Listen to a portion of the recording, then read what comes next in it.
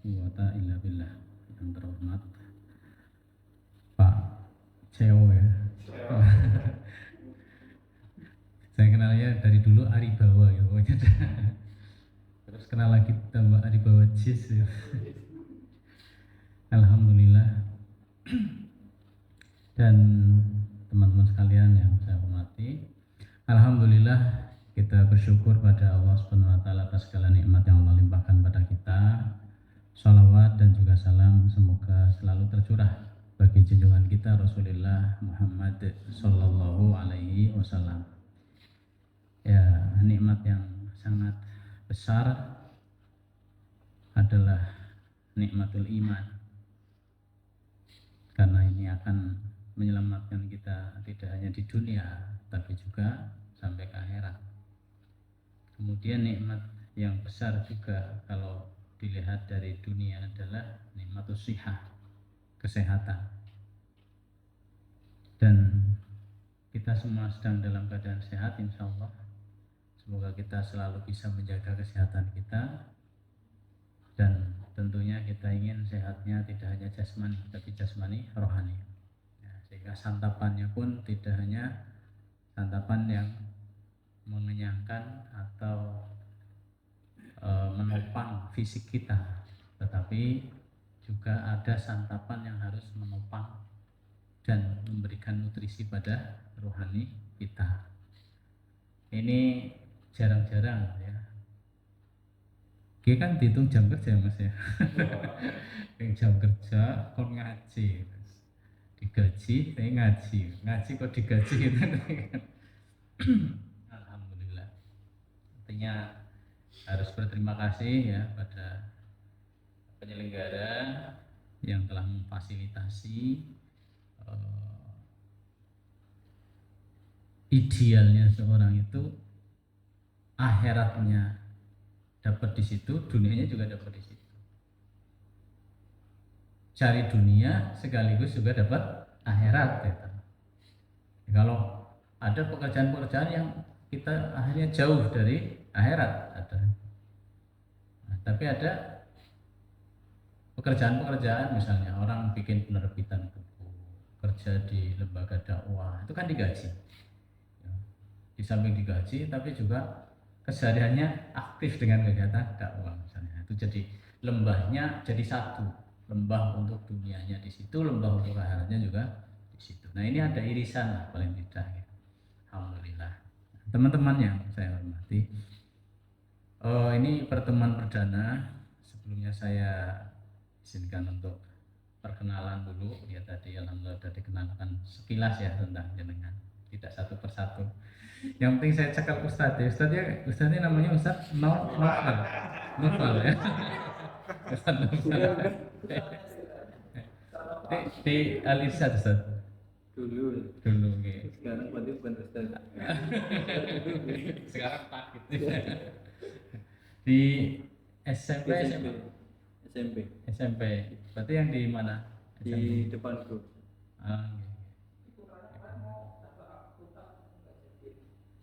Apa gitu?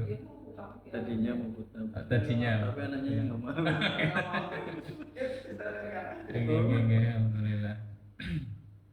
Ya saya mengawali kutab dengan Pak Tegas dan beberapa guru.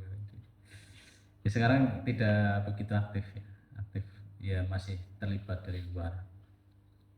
Ya. Ustadz Nova lah ya. Mas aja. Nova. Mas aja.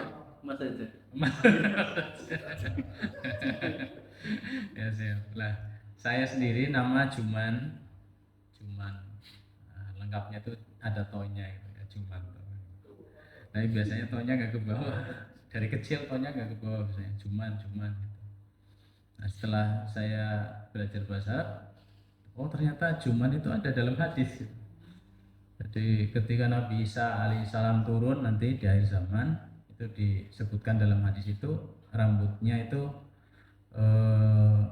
bercahaya seperti ada butiran-butiran air ya talak.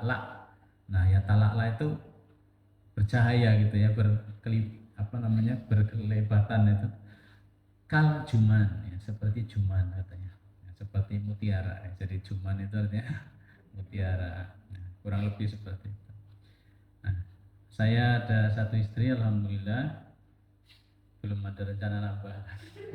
Setia, suami setia.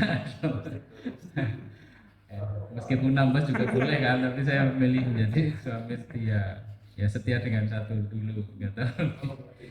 Anak alhamdulillah sudah 4, laki-laki 2, perempuan 2, sudah gede-gede. Ya.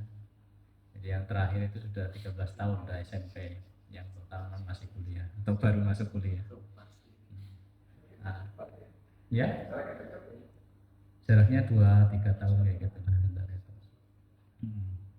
Pengennya lebih banyak tapi Allah mencukupkan 4, alhamdulillah ya, 2 pasang. Rumah saya asli Wangon, istri asli Bumiayu. Mana Bumiayu tadi? Ada ya? Ada di peradaban. Rumahnya? Oh, Pekojan. Bukan Bumiayu. Bumiayu ada peradaban, ada itunya, asramanya yang barat itu ya. Saya istri asli Bumiayu, saya Wangon. Saya tinggal di Purwokerto, di Keranji 2008 sampai 2015 ya, dekat Masjid Jensut gitu. Ya sampai sekarang masih aktif di Masjid Jensut. Terus 2015 pindah ke Sumampir, satu halaman dengan Kutab Al-Fatih. Nah, ngawali Kutab Al-Fatih itu 2013-an ya. Terus sekarang netep di situ. Sampai sekarang, jadi dekat sekali. Saya kesini dekat sekali, nggak sampai 5 menit lah, 3 menit nggak sampai. Alhamdulillah. Ya itu sedikit tentang saya. Nah, aktivitas sekarang sering bareng sama Pak Ari kalau rapat-rapat. Rapat-rapat urusan dakwah lah insya Allah.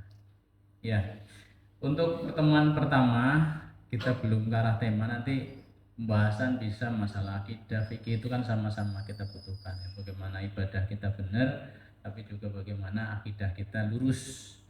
Nanti bisa selang-seling. Jelas kalau tadi saya udah dikasih amanat, ya, pokoknya dari mana itunya yang diperlukan gitu ya. Insya Allah nanti materi-materi mungkin ada urut, ada potong, tapi agak panjang mungkin seperti. Intinya yang kira-kira kita butuhkan. Karena waktu yang jelas tidak lama gitu kan ya, 2 pekan sekali, waktu sejam ya. Semoga tetap memberikan faidah, paling tidak untuk meningkatkan keimanan kita.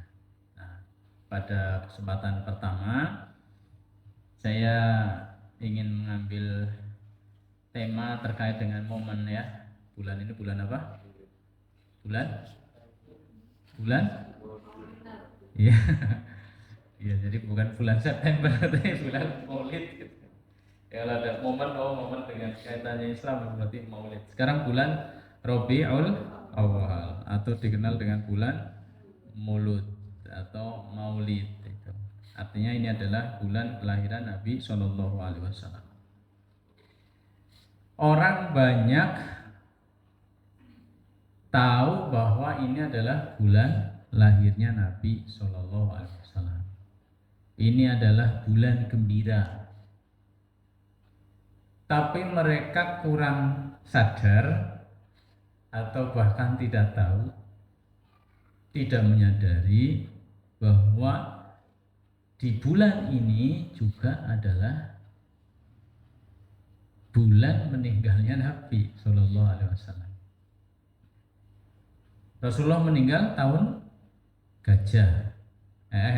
Lahir tahun gajah, meninggal tahun berapa? Tahun 11 Hijriah, ya 11 Hijriah.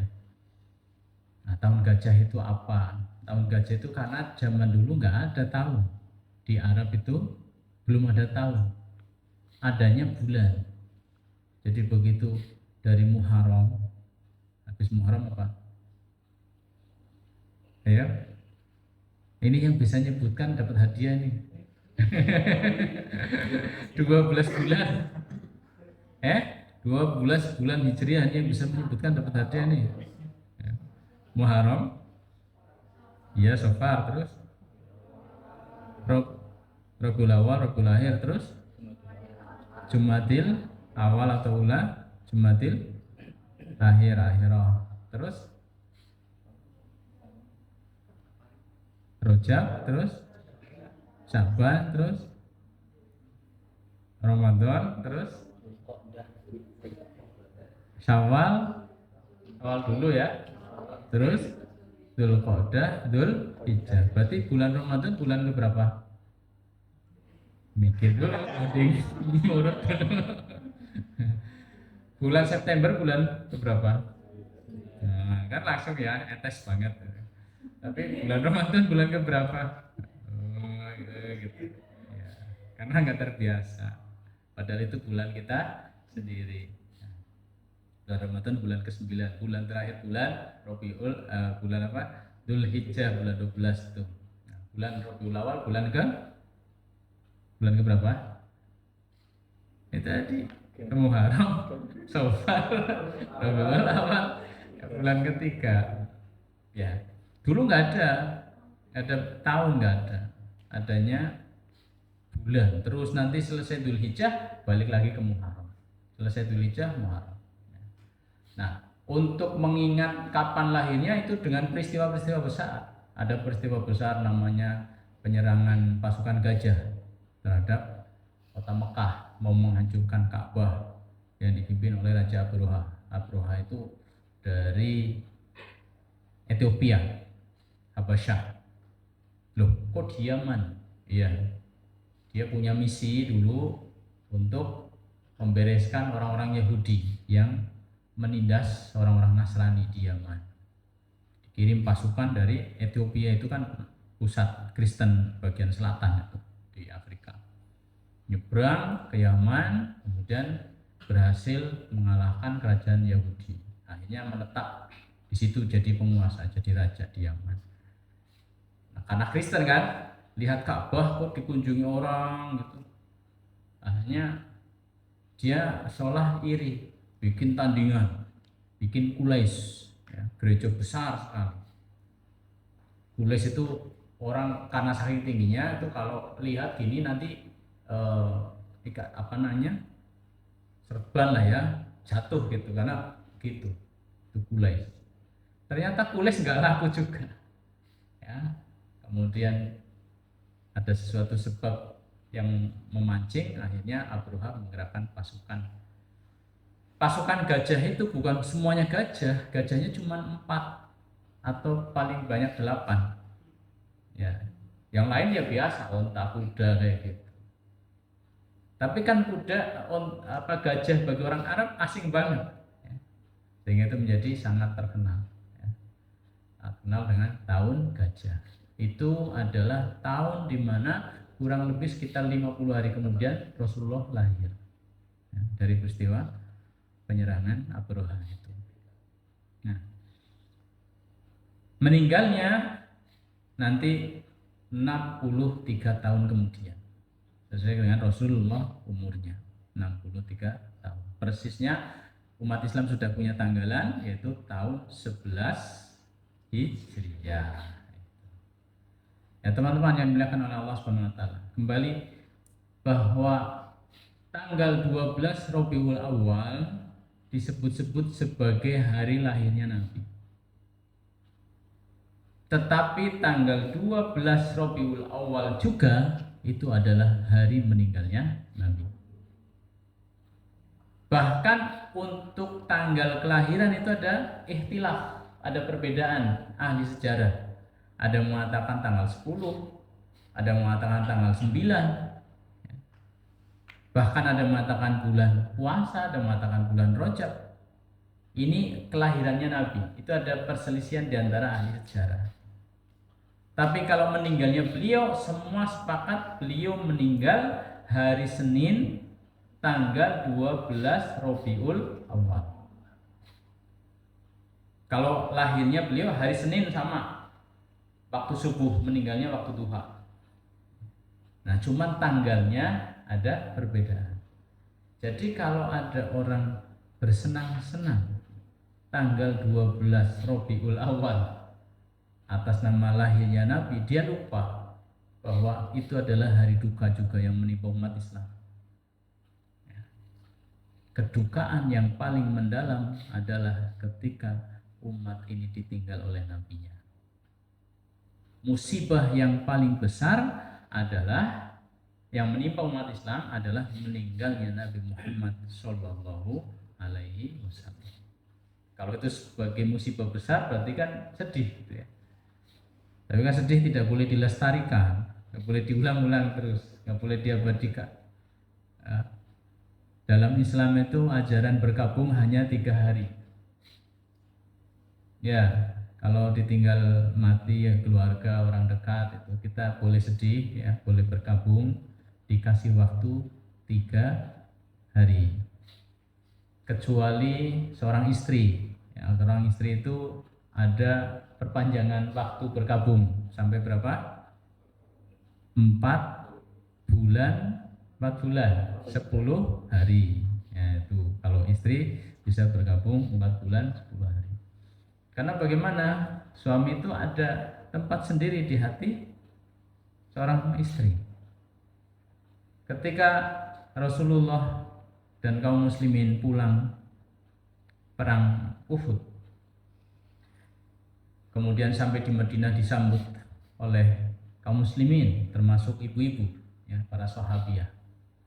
Ada seorang ibu, bagaimana keadaan bapakku? Bapaknya ikut perang, bapakmu meninggal. Innalillah ya, semoga syahid.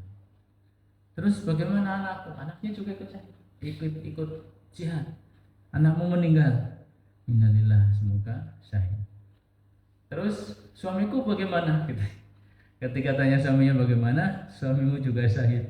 Udah nggak bisa menguasai dirinya ya. Dia menangis. Rasulullah mengatakan seorang suami ada tempat sendiri di hati istrinya. Yang sudah nikah siapa saja? Ini belum nikah semua ini? Yang sudah nikah ada enggak yang mbak? Yang mbak mana yang sudah nikah? Belum ada. Yang mas baru 1 suhunya. Oh, udah 2. Nah, ini kameramen udah belum. Ya tinggal dijodoh-jodohin aja. Alhamdulillah. Ya itu seperti itu kata Nabi. Tapi ternyata ada wanita yang sangat tegar, sama nasibnya. Bapaknya ikut, anaknya ikut, suaminya ikut. Dia tanya, suamiku bagaimana? Ya, bapakku bagaimana? Mati syahid, dia bisa tabah. Anakku bagaimana? Dia mati syahid, dia bisa tabah. Suamiku bagaimana? Dia mati syahid, dia masih bisa tabah. Terus dia malah bertanya begini, bagaimana Rasulullah? Rasulullah gimana kabarnya? Rasulullah alhamdulillah selamat. Ya. Beliau baik-baik saja. Rasulullah terluka luar biasa. Ya. Terus kata orang ini, kata ibu-ibu ini, ya, setiap musibah asal tidak menimpa Nabi Shallallahu Alaihi Wasallam maka itu adalah ringan. Insyaallah. Ini ya luar biasa ini perempuan ini, sahabiah. Ya. Setiap musibah asal tidak menimpa Nabi ya, maka itu adalah ringan. Jadi kecintaan umat Islam, laki-laki, perempuan ya kepada Nabi luar biasa. Kecintaan para sahabat, sahabiah. Dan harusnya kecintaan semacam ini diwarisi oleh kita sebagai umatnya. Hubayb bin Adi. Hubayb bin Adi. Itu sudah diikat, mau dieksekusi, mau dipenggal. Dikasih tawaran. Kamu mau selamat?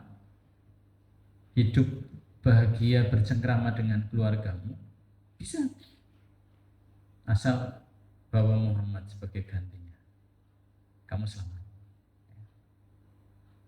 Ya tidak harus bawa kan, nanti bagaimana lah caranya.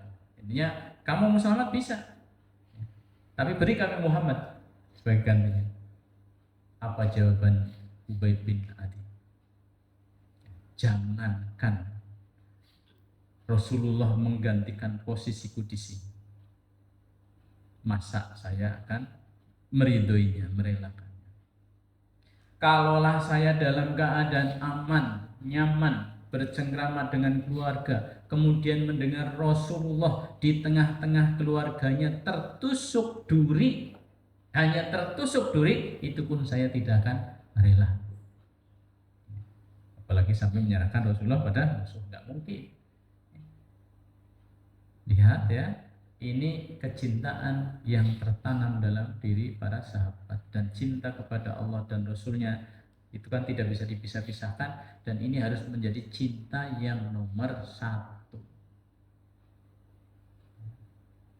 menjadikan Rasulullah sebagai orang yang paling dicintai, melebihi kecintaannya terhadap orang tuanya, terhadap anaknya, terhadap saudara-saudaranya, dan terhadap seluruh manusia.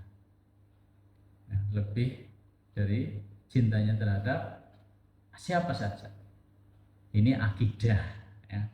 Akidah seorang muslim. Ya. Teman-teman sekalian yang dimuliakan Allah Subhanahu wa taala.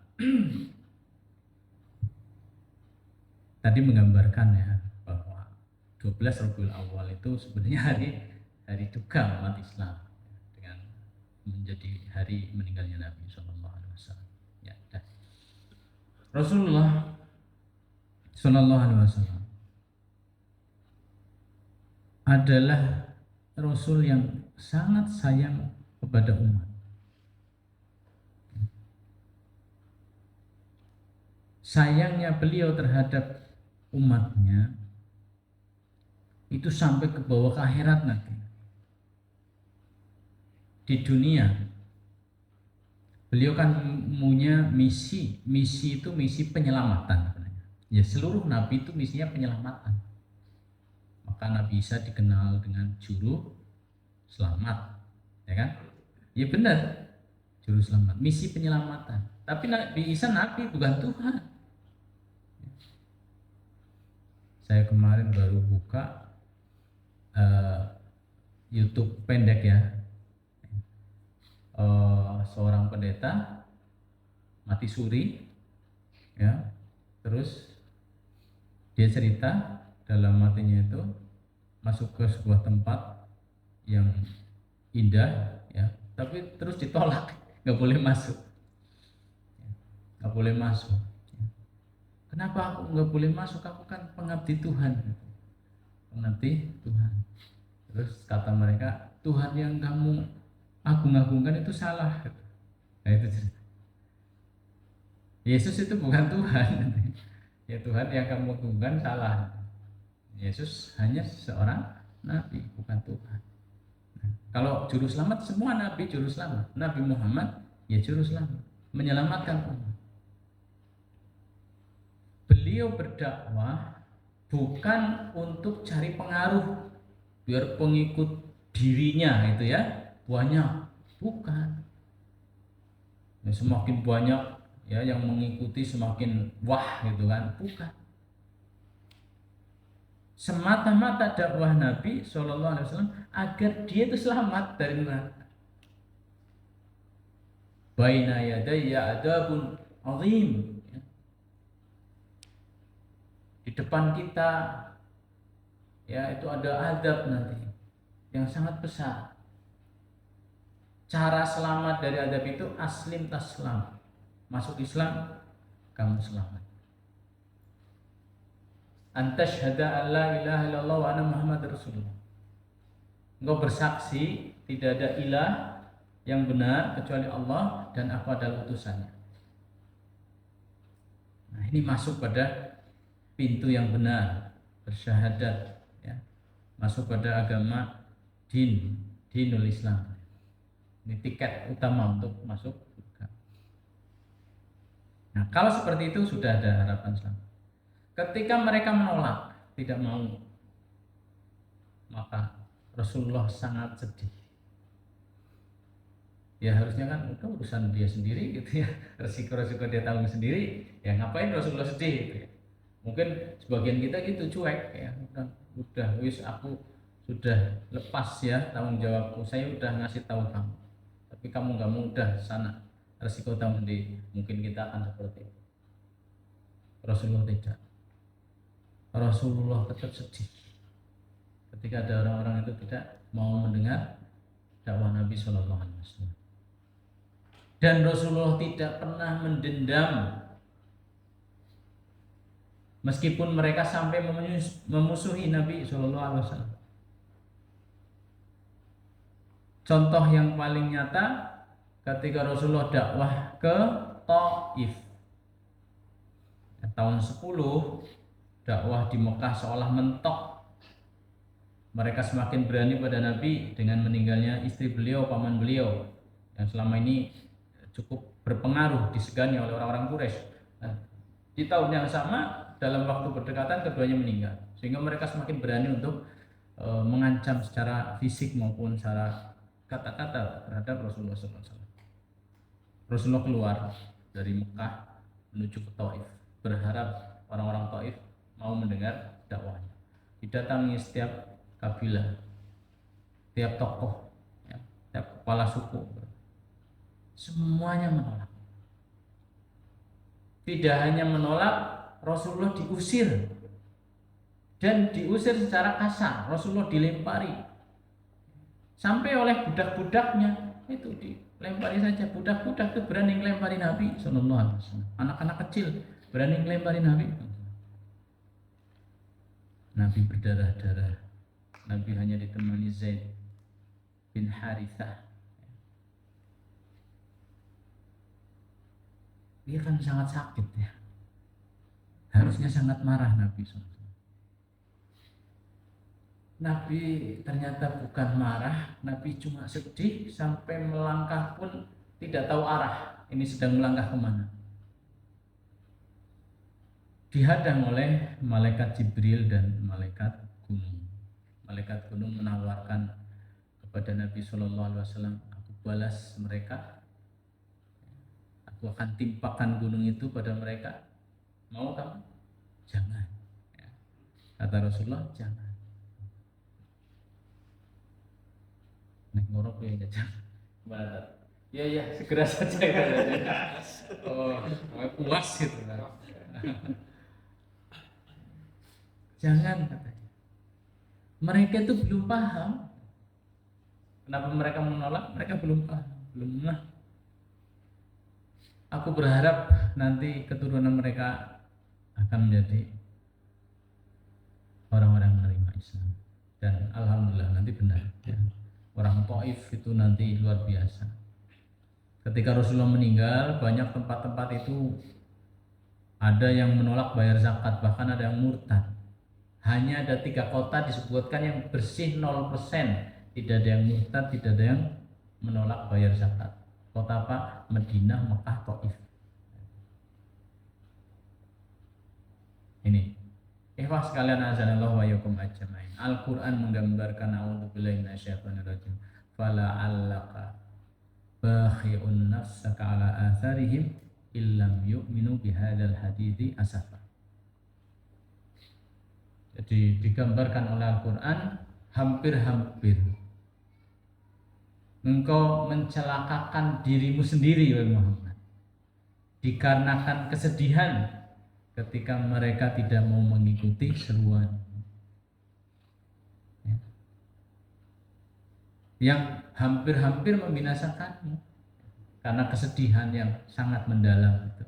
Ya, sedih kalau sangat mendalam kan bisa jatuh sakit ya. Bahkan bisa menyebabkan kematian.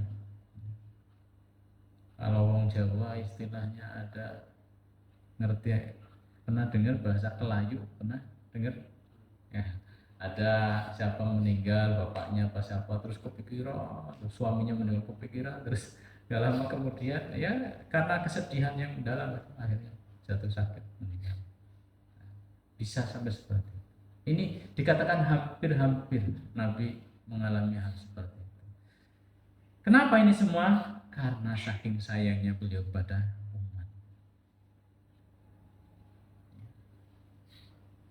Umat selalu menjadi perhatian, umati saat beliau mau meninggal dalam kondisi yang sangat sakit.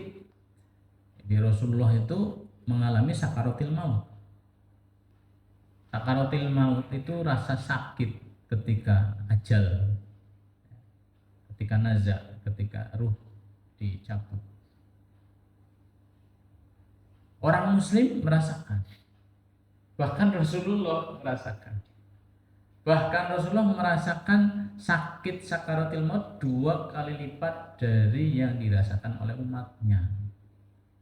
Nah, yang dirasakan oleh umatnya seperti apa sih? Ada yang memberikan gambaran saat sakaratil maut dia masih bisa sadar, bisa cerita. Namanya Amr bin As. Dia cerita kepada anaknya Abdullah bin Amr bin As. Rasanya orang sakaratil maut itu nafasnya sangat berat. Seolah-olah lubang hidung itu hanya sebesar lubang jarum saja. Jadi berat sekali nafasnya. Sesak nafas. Kemudian yang kedua, seolah-olah ada pohon bercabang-cabang berduri yang dimasukkan ke dalam tubuh, kemudian diikatkan urat-urat tubuh itu ke cabang-cabang tadi, ranting-ranting tadi, kemudian ditarik, tertariklah seluruh urat-urat dari ujung kaki sampai ujung rambut. Kayak apa sakitnya? Itu sakit sakaratil maut. Rasulullah mengalami rasa sakit sakaratil maut itu 2 kali lipat yang dirasakan umatnya. Sakit banget.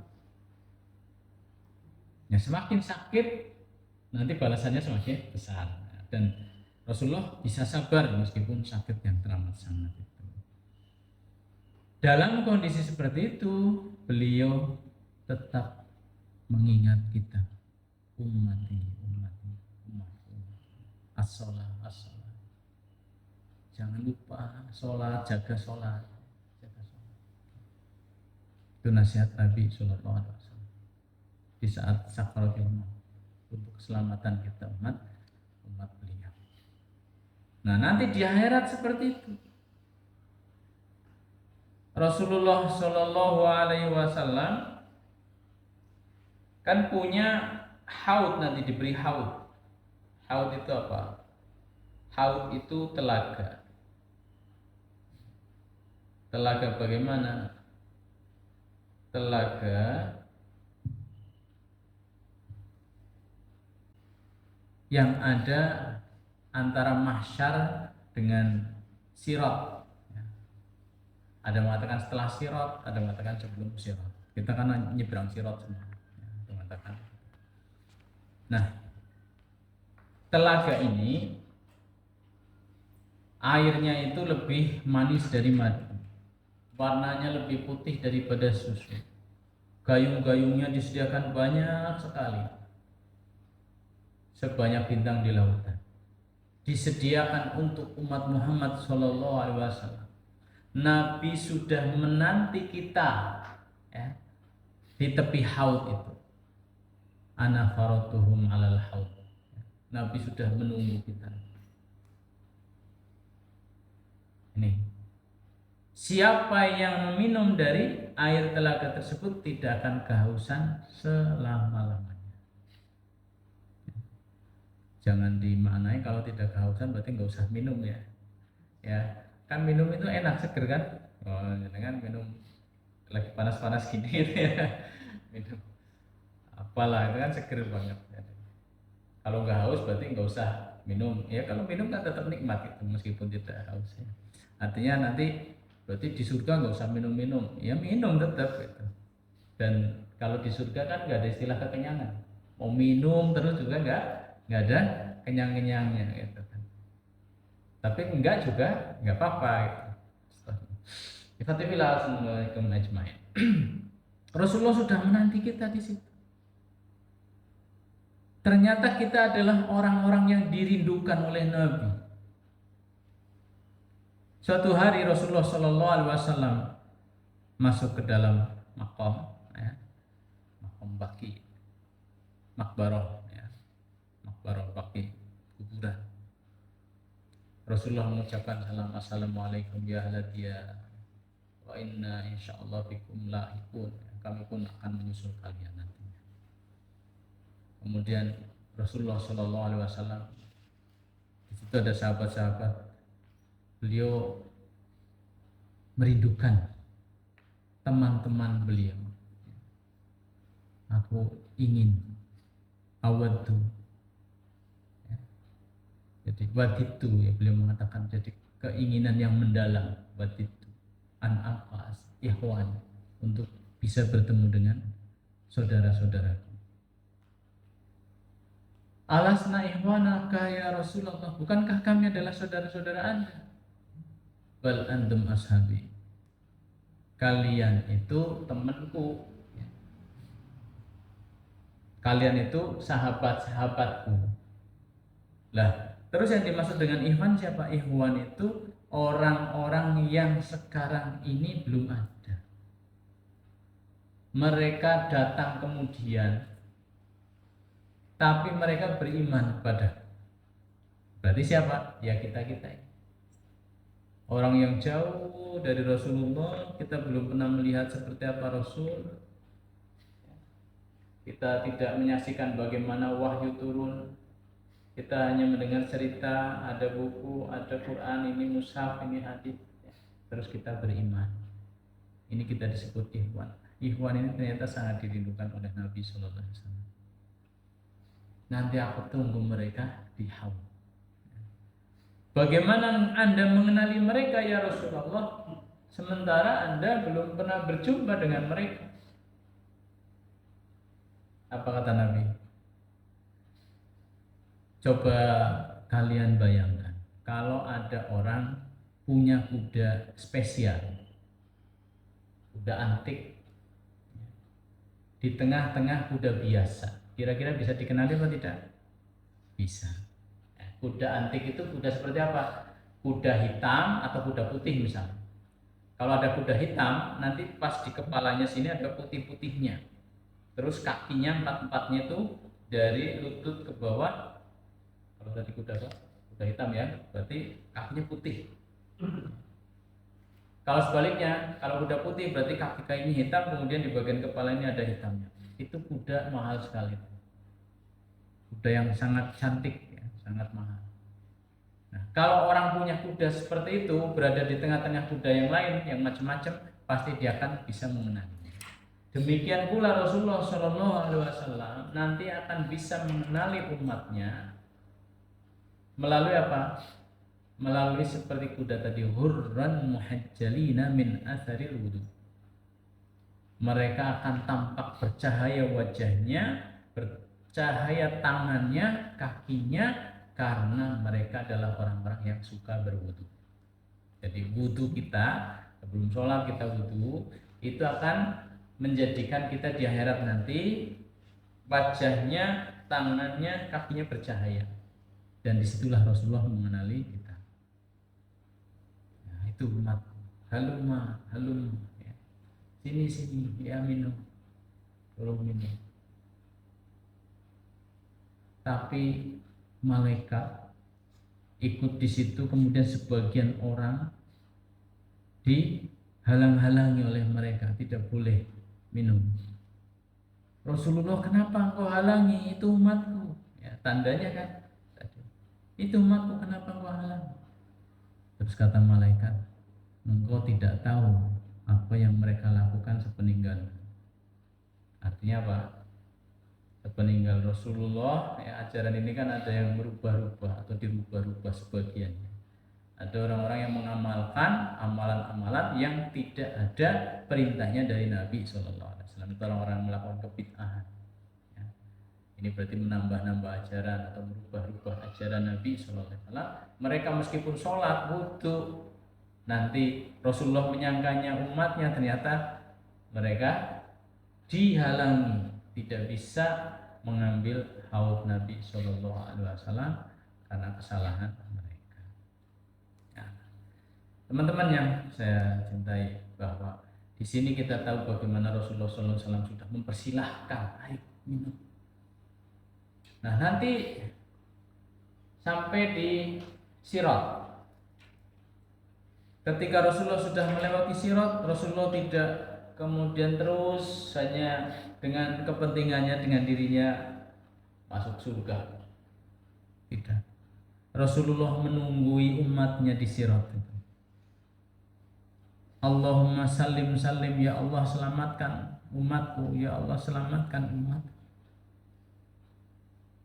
Rasulullah berdoa untuk keselamatan kita agar sampai ke ujung, jangan sampai jatuh, karena jatuh itu berarti masuk dalam neraka.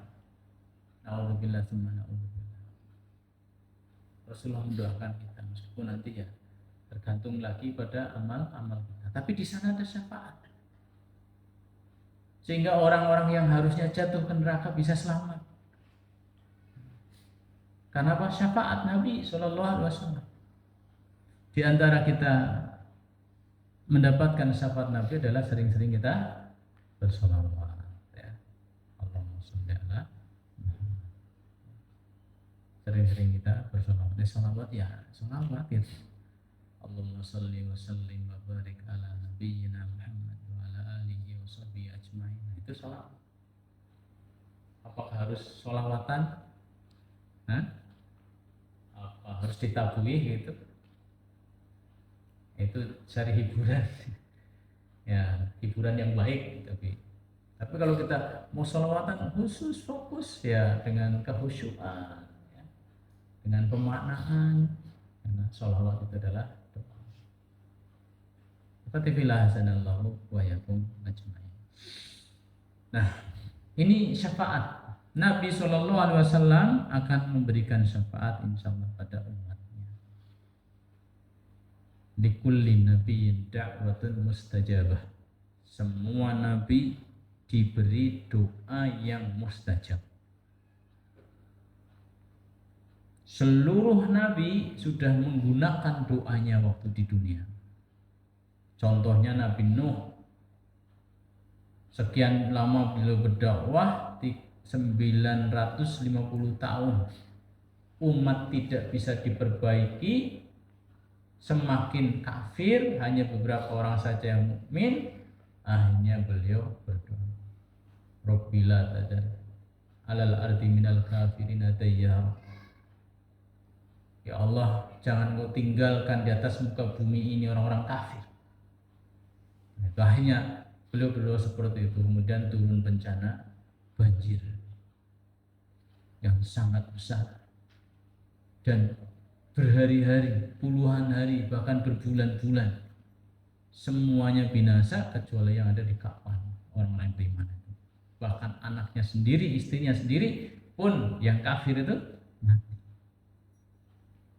Ini Allah mengijabah doanya, umatnya ditenggelamkan.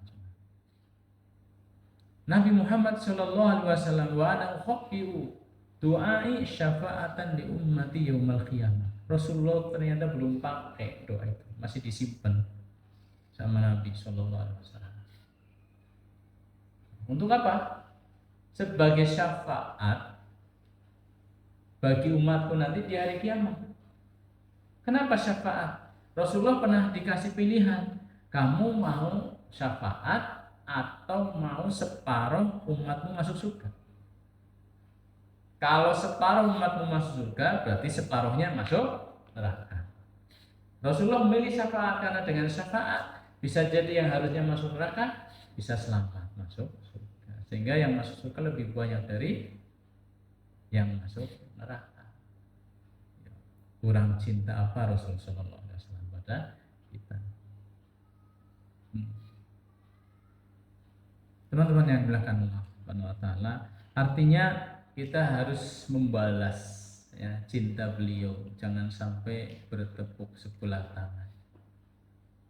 Beliau sudah sangat mencintai kita, kita mestinya juga belajar untuk mencintai. Kita belum bisa mencintai sepenuhnya, kita masih proses belajar. Kalau dulu ada zatnya Nabi yang bisa dicintai, cinta itu identik dengan ketaatan, tetapi cinta bisa berpisah, berdiri sendiri. Ada orang-orang yang betul-betul cinta meskipun kadang maksiat. Ya.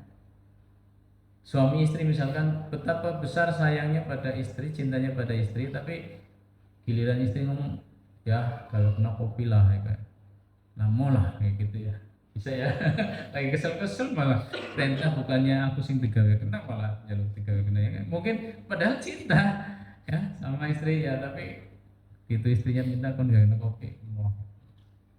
Artinya ada juga cinta itu identik dengan ketaatan. Kalau kita cinta Nabi berarti kita taat ya pada Nabi. Sepenuhnya bisa menjalankan sunnah-sunnah Nabi. Tapi kadang ada kalanya tidak seperti itu. Tapi mengaku cinta Nabi. Itu sah-sah saja. Karena cinta bisa berdiri sendiri tadi. Ada sahabat yang selengean ya, istilahnya selengean. Namanya Nuaiman. Nuaiman suka ngerjani orang. Kalau ada yang selengean itu Nuaiman. Ya, jadi ada tamu bawa onta kan, pakai onta. Ini tamunya lagi ketemu dengan Nabi, terus Abu Bakar bilang, lama ya nggak makan daging. Lah, anak onta kita sembelih bayar, sembelih langsung. Ini padat bukan onta nih, anak Rasulullah iki gitu. Nah gitu, anak Rasulullah iki. Dia habis nyembelih kabur, ngono de teli gitu. Dia kabur gitu. Paling-paling nanti kan dipaito kan sama Nabi. Tapi Nabi juga sangat senang gitu sama Nuaiman. Kenapa? Tadi orangnya bikin nyaman gitu ya. Itu ada sahabat seperti itu. Dia tahu homer itu haram, tapi bolak-balik dia minum homer. Ya sudah minum homer dipukulin kan 40 kali kan hadnya. Harusnya kan kapok, besok minum lagi. Katanya cinta Nabi. Ya jangan ditiru, ya jangan ditiru. Ya ibati filasan. Intinya ada tipe-tipe yang begitu, tapi sangat cinta pada Nabi. Pokoknya apa buat Nabi, apa buat Nabi. Kalau ke pasar itu, lihat barang bagus, dia ingatnya Nabi. Lihat minyak, harum banget, dia bawa. Ya Nabi, ini ada minyak bagus banget. Ini yang cocok pakai itu jenengan ini. Dikasihkan ke Nabi. Ternyata belum bayar. Begitu bakulnya nanti Rasulullah. Masa mau nagih ke Rasulullah gitu kan. Nah, ini Nuaiman ya. Gayanya, stylenya kayak gitu. Jadi cinta kita pada Nabi kita buktikan dengan mengikuti sunnahnya, menghidupkan sunnahnya, kemudian ikut merawat, mendakwahkan ya sunnahnya. Jadi kalau ada kegiatan dakwah, kita ikut terlibat dengan pikiran kita, dengan tenaga kita, dengan kepandaian kita, dengan pada di dunia IT dan kontribusi apapun yang bisa kita bagi dalam dunia dakwah itu. Ya teman-teman sekalian, ini kedua kecintaan Nabi Shallallahu Alaihi Wasallam. Dan Nabi itu adalah Nabi yang paling mulia. Maka kita harus bangga menjadi umat beliau. Kita bersyukur ya, Allah takdirkan menjadi umatnya. Kita itu kurang apa coba? Secara kedatangan kita itu paling belakang, anak bontot, ya, umat bontot. Tetapi giliran nanti di akhirat surga dibuka, yang buka itu Nabi. Tidak ada orang bisa masuk surga sebelum Nabi. Kemudian yang dipersilahkan Nabi Muhammad, yang dipersilahkan untuk masuk surga dulu adalah umatnya Nabi Muhammad SAW. Kita duluan yang dipersilahkan untuk masuk surga. Dan kita yang paling banyak jumlahnya. Teman-teman kita ini dari umat Nabi Muhammad paling banyak jumlahnya dibanding dengan nabi-nabi yang lain. Umur kita pendek, ya, tapi kita bisa menyalip kebaikan umat-umat terdahulu yang umurnya ratusan tahun dan hanya fokus ibadah. Ada umat Nabi terdahulu itu yang umurnya sampai 500 tahun. Dia tidak punya istri, tidak punya keluarga, tidak cari nafkah, pokoknya sehari-hari ibadah saja, sholat, sujud, tilawah. Dia minta air, di dekat tempat ibadahnya Allah beri air, ada air mancur, dia bisa minum, nggak perlu cari-cari. Dia minta buah agar bisa makan setiap harinya, nggak perlu cari cari nafkah, cari makanan, ya. Tinggal tiap hari dia bisa metik buah tersebut buat makan. Hidupnya hanya untuk ibadah 500 tahun. Berapa pahalanya? Kita bisa mengalahkan apa tidak? Bisa. Umat Islam umurnya 70 tahun, 80 tahun, 100 tahun, 60 tahun bisa mengalahkan mereka. Kenapa? Setiap tahun ada Lailatul Qadar. Di bulan Ramadan, di 10 hari terakhir, siapa yang beribadah maksimal di malam Lailatul Qadar, maka dia seperti ibadah 1000 bulan, 83 tahun. Artinya kalau seumur hidupnya dia bisa memaksimalkan Lailatul Qadar selama 10 kali, kan 10 kali 83, 830 tahun, kan sudah mengalahkan mereka kan. Ini umat Muhammad. Syariat kita itu lengkap, syariat kita sangat-sangat lengkap, sangat-sangat sempurna, tapi simple dan ringan. Orang dulu ya, itu wudhu, setiap sholat harus wudhu. Kita satu kali wudhu bisa untuk beberapa kali sholat, ya, asal belum batal.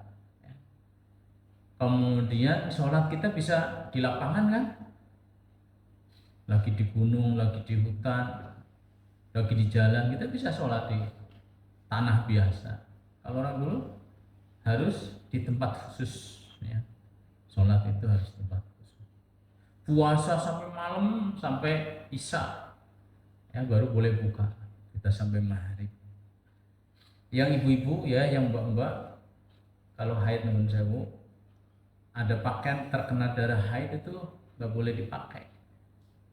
Kalau mau dipakai nggak bisa dicuci, harus disobek, dipotong, tambal. Kalau kita umat Islam kan boleh dicuci, ya, bersih, pakai lagi.